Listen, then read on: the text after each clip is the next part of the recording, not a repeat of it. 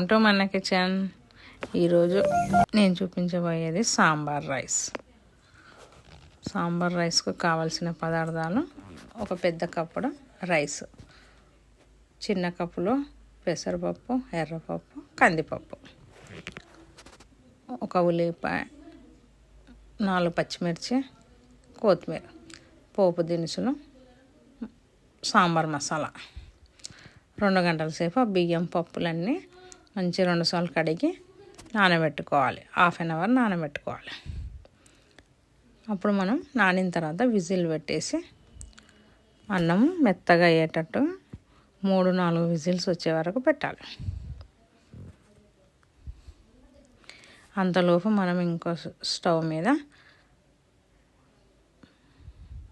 పెనం పెట్టి దాంట్లో 2 చెంచాల నెయ్యి వేసి ఆవాలు, జీలకర్ర, ఎండుమిర్చి వేసి బాగా వేగనేయాలి. ఇప్పుడు పచ్చిమిర్చి, ఉల్లిగడ్డ కూడా వేయాలి.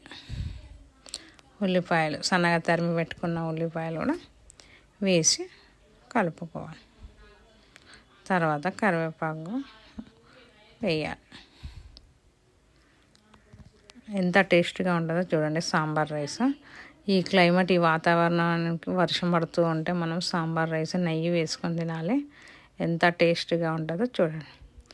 1 చెంచా కారం, 1 చెంచా ఉప్పు, సాంబార్ పౌడర్ వేసి కలుపుకోవాలి. మనం ఒక్కొక్క స్పూన్ వేసినాము, అందుకు మళ్ళీ రైస్లో మనం మళ్ళీ వేసుకోవాలి. రైస్ ఉడికిపోయింది. ఇలా మెత్తగా అయినాక కొంచెంసేపు ఇలా రుబ్బుకోవాలి. స్పూన్తో అయినా రుబ్బుకోవచ్చు, ఇలా అయినా రుబ్బుకొని కొంచెం పసుపు, కారం, మనకు రుచికి సరిపడంత ఉప్పు వేసుకొని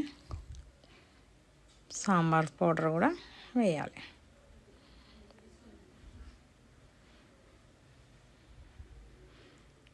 అవి మసాలా వేగేటప్పుడు వేయాలి. మళ్ళీ రైస్ అంతా ఉడికిన తర్వాత మళ్ళీ ఒక్కొక్క స్పూన్ వేసుకోవాలి. సాంబార్ పౌడర్ కూడా 1 స్పూన్ వేసుకోవాలి. బాగా కలుపుకొని కొత్తిమీర కూడా వేయాలి. కొత్తిమీర వేసుకొని ఇప్పుడు మంచిగా కలుపుకోవాలి.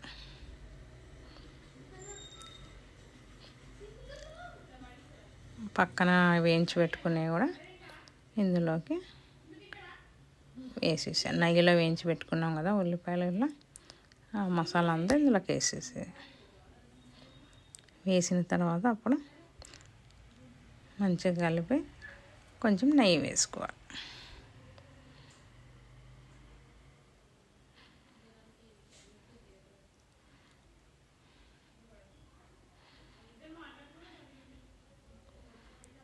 ఇలా ఉంటుంది. ఎంత టేస్ట్గా ఉంటుందో చూడండి సాంబార్ రైస్. ఇప్పుడు మళ్ళీ మనం ఇంకా 2 చెంచాలు నెయ్యి వేసుకొని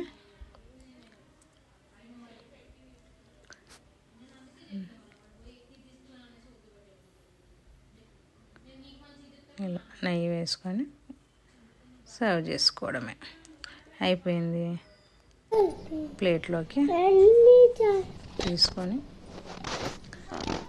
ఈ రైస్ మీద కూడా మంచి నెయ్యి వేసుకోవాలి. ఎంత బాగుంటుందో చూడండి. మీకు నచ్చినట్టయితే షేర్ చేయండి, లైక్ చేయండి, సబ్స్క్రైబ్ చేయండి. పాపడాలతో తింటే చాలా టేస్టీగా ఉంటుంది.